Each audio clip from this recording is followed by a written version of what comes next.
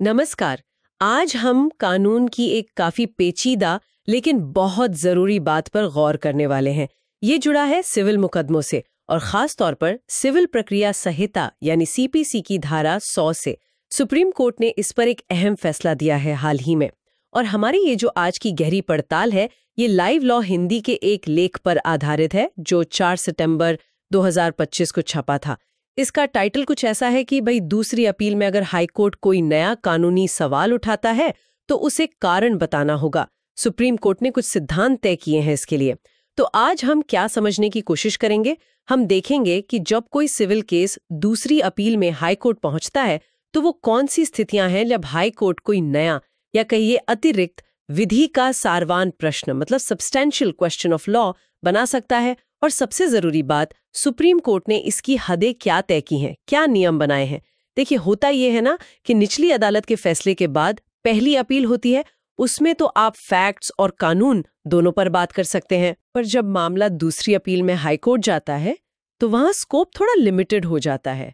High court सिर्फ तभी सुनता है जब कोई विधि का सारवान प्रश्न हो, मतलब कोई बड़ा कानूनी सवाल हो। हाँ बिल्कुल, एक तरह का फिल्टर है ताकि हाईकोर्ट का वक्त सिर्फ अहम कानूनी मुद्दों पर लगे, न कि तथ्यों को दोबारा खंगालने में। हाँ, और ये सवाल अपीलकर्ता को अपील फाइल करते समय ही बताना होता है ना? जी हाँ, मेमोरेंडम ऑफ अपील में बताना होता है। लेकिन यहाँ एक मजेदार बात आती है। मान लीजिए हाईकोर्ट केस सुन रहा है और सुनवाई के दौरान जज साहब को लगता है कि अरे इसमें तो एक और बड़ा कानूनी पेच है, कोई ऐसा सवाल जो पहले नहीं उठाया गया पर जिस पर फैसला होना जरूरी है। तब क्या होगा?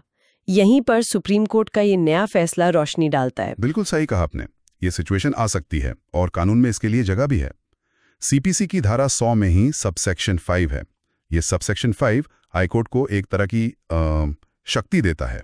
अच्छा, कैसी शक्ति? ये शक्ति कि अगर हाईकोर्ट को लगे तो वो उन सवालों के अलावा भी जो अपील एडमिट करते वक्त बनाए गए थे, किसी और विधि के सारवान प्रश्न पर भी अपील सुन सकता है। मतलब सुनवाई के दौरान कोई नया सवाल सामने आया तो उस पे भी विचार हो सकता है। जी, लेकिन यहीं पे सुप्रीम कोर्ट ने एक बड़ी बात कही है। इस फैसले में कहा गया है कि ये जो शक्ति है ना, धारा 105 वाली, ये कोई आम शक्ति नहीं है, ये एक असाधारण शक्ति है, एक्सेप्शनल पावर है। असाधारण शक्ति? अच्छा। हाँ, इसे मतलब रोजमर्रा की तरह या हल्के में इस्तेमाल नहीं करना है। ये कोई रूटीन का काम नहीं है। ठीक है, असाधारण है, पर अगर हाईकोर्ट को लगे कि न्याय के लिए कदम उठाना जरूरी है तो फिर दिक्कत क्या है? इस्तेमाल क्यों नहीं कर सकते? दिक्कत नहीं है, पर एक शर्त है, एक बहुत जरूरी प्रक्रिया है। सुप्रीम कोर्ट ने जो सबसे अहम बात कही है वो ये कि अगर हाईकोर्ट इस असाधारण शक्ति का इस्तेमाल करता है, मतलब कोई नया या अतिरिक्त कानूनी सवाल बनाता है, तो उसे अपने फैसले में साफ साफ और विस्तार से कारण लिखने होंगे, रीजंस रिकॉर्ड करने होंगे कि वो ऐसा क्यों कर रहा है। अच्छा, कारण बताने होंगे? हाँ, बताना होगा कि ये नया सवाल उठाना क्यों जरूरी था और ये क्यों एक सारवान प्रश्न है। बिना कारण बताए अगर ऐसा किया तो वो प्रक्रिया का उल्लंघन होगा। तो ये सिर्फ फॉर्मेलिटी नहीं है, ये जरूरी है, मैंडेटरी है। बिल्कुल, ये पारदर्शिता और जवाबदेही के लिए है। समझ गए, ताकि पावर का गलत इस्तेमाल ना हो। तो फिर सुप्रीम कोर्ट ने इस पावर के इस्तेमाल के लिए कुछ सिद्धांत, कुछ गाइडलाइंस भी दी होंगी? हाँ, दी हैं। इस फैसले में और कुछ पुराने फैसलों को देखते हुए सुप्रीम कोर्ट ने 6 मुख्य सिद्धांत या प्रिंसिपल्स बताए हैं। ये समझना बहुत जरूरी है। हाँ, बताइए, एक एक करके समझते हैं इनको। पहला क्या है? पहला सिद्धांत यह है कि जो भी नया विधि का सारवान प्रश्न हाईकोर्ट बना रहा है वो मामले के रिकॉर्ड से जुड़ा होना चाहिए। रिकॉर्ड से जुड़ा होना चाहिए मतलब वो या तो पार्टियों की दलीलों में कहीं हो जो उन्होंने लिखित में दिया है, या फिर निचली अदालतों ने जो फाइंडिंग्स दी हैं, जो तथ्य स्थापित किए हैं, उन पर आधारित हो। ऐसा नहीं हो सकता कि कोई बिल्कुल ही नई बात जिसका रिकॉर्ड में कोई जिक्र ही नहीं, उसे उठाकर सवाल बना दिया जाए। ठीक है, मतलब पार्टियों को एकदम सरप्राइज नहीं मिलना चाहिए, कुछ आधार होना चाहिए केस फाइल में। ओके, पहला सिद्धांत समझ आया। दूसरा सिद्धांत फिर से वही बात दोहराता है कि ये शक्ति असाधारण है, एक्सेप्शनल है। अच्छा। हाँ, इसका इस्तेमाल बहुत सोच समझकर और केवल मजबूत कारणों के होने पर ही करना चाहिए। और जैसा हमने कहा, कारण लिखित में दर्ज करना अनिवार्य है। कारण लिखना जरूरी है। ठीक है, तीसरा सिद्धांत जो है वो धारा 105 के शब्दों पर ध्यान देता है। उसमें लिखा है किसी अन्य सारवान विधि प्रश्न पर। अन्य पर जोर है। जी, सुप्रीम कोर्ट कहता है कि इस अन्य शब्द का मतलब है कि कम से कम एक सारवान विधि प्रश्न तो पहले से मौजूद होना चाहिए, जो अपील एडमिट करते समय तय हुआ हो। यानी आप किसी मौजूदा सवाल को बदल सकते हैं, रिफॉर्मुलेट कर सकते हैं या कोई नया सवाल जोड़ सकते हैं, लेकिन तभी जब कम से कम एक सवाल पहले से टेबल पर हो। अच्छा, मतलब अगर शुरू में ही कोई सारवान विधि प्रश्न नहीं बनता था, तो बाद में इस धारा के तहत नया सवाल जोड़ा ही नहीं जा सकता। हाँ, सुप्रीम कोर्ट की व्याख्या यही इशारा करती है। एक तरह से दरवाजा पहले से थोड़ा खुला होना चाहिए। ये तो काफी इंटरेस्टिंग पॉइंट है। ओके, चौथा सिद्धांत क्या है? चौथा सिद्धांत कहता है कि हाईकोर्ट को खुद इस बात की संतुष्टि, सैटिस्फैक्शन होनी चाहिए कि जो नया सवाल वो उठा रहा है वो वाकई में विधि का सारवान प्रश्न है। सिर्फ कोई कानूनी नुक्ता उठा देना काफी नहीं है? नहीं, वो सवाल ऐसा होना चाहिए जिसका महत्व हो, जो कानून की व्याख्या से जुड़ा हो या जिसका असर मामले के नतीजे पर पड़ता हो।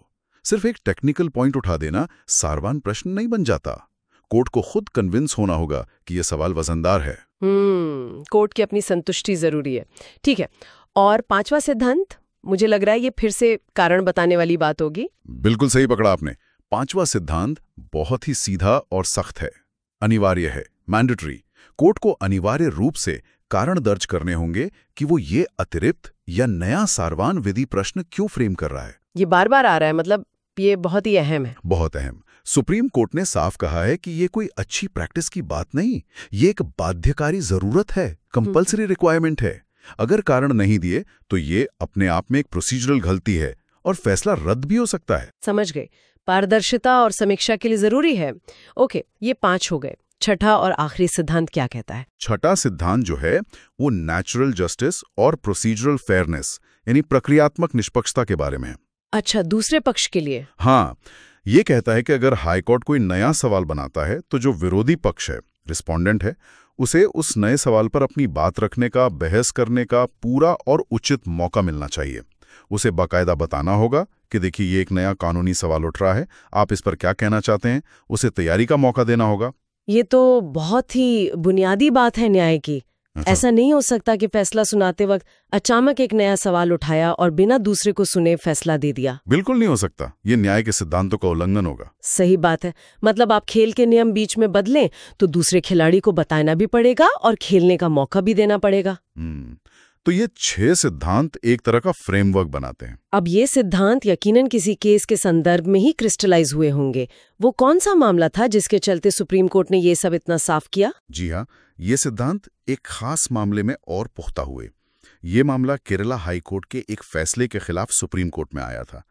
केस का नाम है सीपी फ्रांसिस बनाम सीपी जोसेफ व अन्य। CP Francis case. अच्छा, इसमें हुआ क्या था? संक्षिप्त में क्या कहानी थी? कहानी कुछ ऐसी थी कि एक रजिस्टर्ड जॉइंट विल थी, मतलब पति पत्नी ने मिलकर एक वसीयत बनाई थी 2003 में। इस वसीयत में अपीलकर्ता, जो शायद उनका बेटा था, उसे 2 प्रॉपर्टीज मिलनी थी। ओके। पर एक शर्त थी। शर्त ये थी कि उसे अपने माता पिता दोनों की मौत के 5 साल के अंदर अपने बाकी भाई बहनों को कुछ तय रकम देनी थी, 50,000 से 1 लाख के बीच। अच्छा, संपत्ति के साथ एक जिम्मेदारी भी। फिर क्या हुआ? कोर्ट में कैसे पहुंचा मामला? मामला पहले ट्रायल कोर्ट में गया। ट्रायल कोर्ट ने सारे सबूत देखे, दलीलें सुनी और कहा कि वसीयत बिल्कुल ठीक है, वैध है, लागू की जा सकती है। ठीक है। फिर मामला फर्स्ट अपील में गया। पहली अपीलीय अदालत ने भी ट्रायल कोर्ट की बात से सहमति जताई, कहा भी वसीयत सही है।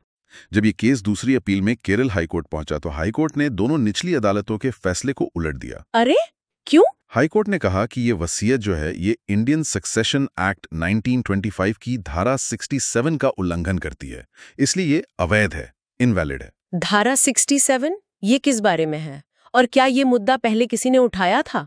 धारा 67 वसीयत बनाने के तरीके से जुड़ी कुछ शर्तें बताती है, खासकर अगर वसीयत करने वाला साइन ना कर पाए वगैरह।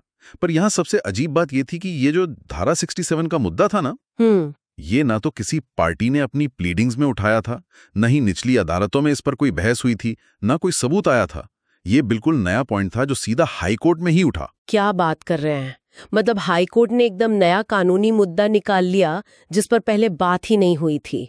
और क्या उन्होंने कारण बताएं कि ये क्यों उठा रहे हैं? वैसे ही तो प्रॉब्लम थी। हाईकोर्ट ने ये नया कानूनी सवाल उठाया तो सही, पर अपने फैसले में कोई कारण नहीं लिखा कि वो ऐसा क्यों कर रहे हैं। ये नहीं बताया कि ये नया सवाल क्यों सारवान है, क्यों इस पर विचार करना जरूरी है। जबकि ये पहले कभी रेज ही नहीं हुआ था।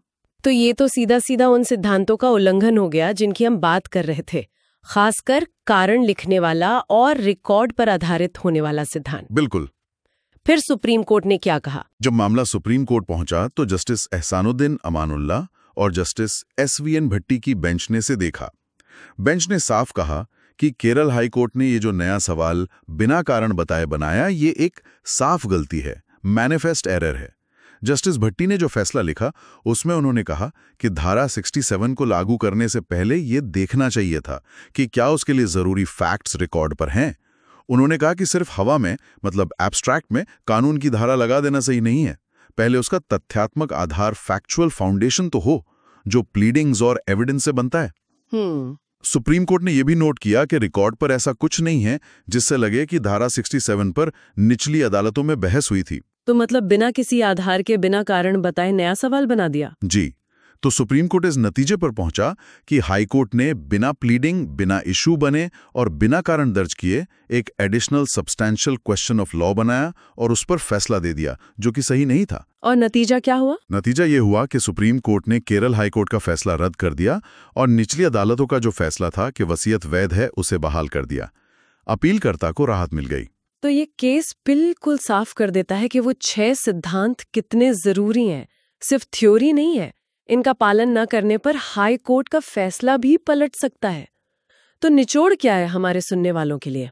हाँ, निचोड़ यही है कि हाई कोर्ट के पास दूसरी अपील में नए कानूनी सवाल उठाने की पावर तो है, धारा 105 में, लेकिन ये पावर अनलिमिटेड नहीं है। हाँ, ये सीमित है और इसका इस्तेमाल बहुत सावधानी से करना होगा। बिल्कुल, पूरी जिम्मेदारी और पारदर्शिता के साथ। वो जो 6 सिद्धांत हैं वो इसी बैलेंस को बनाने के लिए हैं। मुझे जो 2 बातें सबसे अहम लग रही हैं वो है ट्रांसपेरेंसी यानी पारदर्शिता और फेयरनेस यानी निष्पक्षता। सही कहा। कारण लिखने से पारदर्शिता आती है, पता चलता है कि फैसला क्यों लिया गया, और दूसरे पक्ष को सुनवाई का मौका देने से निष्पक्षता सुनिश्चित होती है। हाँ, ये सिद्धांत यही पक्का करते हैं कि न्याय की प्रक्रिया में कोई गड़बड़ी ना हो। तो आज हमने समझा कि सुप्रीम कोर्ट ने CPC की धारा 105 को लेकर क्या स्पष्ट किया है। हाई कोर्ट को ये शक्ति तो है, पर इसका इस्तेमाल सोच समझकर, कारण बताकर और दूसरे पक्ष को सुनकर ही करना चाहिए। जी बिल्कुल। ये 6 सिद्धांत एक तरह से जुडिशियल डिस्क्रिशन यानी न्यायिक विवेक और प्रोसीजरल फेयरनेस यानी प्रक्रियात्मक निष्पक्षता के बीच संतुलन बनाते हैं। और ये जरूरी है ताकि न्याय न सिर्फ हो बल्कि होता हुआ दिखे भी। इससे सिस्टम में भरोसा भी बढ़ता है। ये फैसला वाकई सोचने पे मजबूर करता है। किसी भी कानूनी सिस्टम में ना एक तरफ लचीलापन चाहिए होता है ताकि टेक्निकलिटी की वजह से अन्याय ना हो, और दूसरी तरफ नियमों की सख्ती भी चाहिए ताकि सिस्टम बना रहे, कोई मनमानी ना हो। अब सवाल ये उठता है कि इन दोनों के बीच, मतलब फ्लेक्सिबिलिटी और रिजिडिटी के बीच सही बैलेंस कहाँ मिलता है, और कैसे ये सुनिश्चित किया जाए कि न्याय करते करते जो प्रक्रियात्मक निष्पक्षता है, जो खुद न्याय का ही एक हिस्सा है, कहीं वो पीछे न छूट जाए। ये एक बड़ा सवाल है। शायद इस पर कभी और बात करेंगे। जरूर। खैर, आज की इस बातचीत में इतना ही। उम्मीद है ये चर्चा आपके लिए फायदेमंद रही होगी। अगली बार फिर मिलेंगे एक नए विषय के साथ। तब तक के लिए नमस्कार। नमस्कार।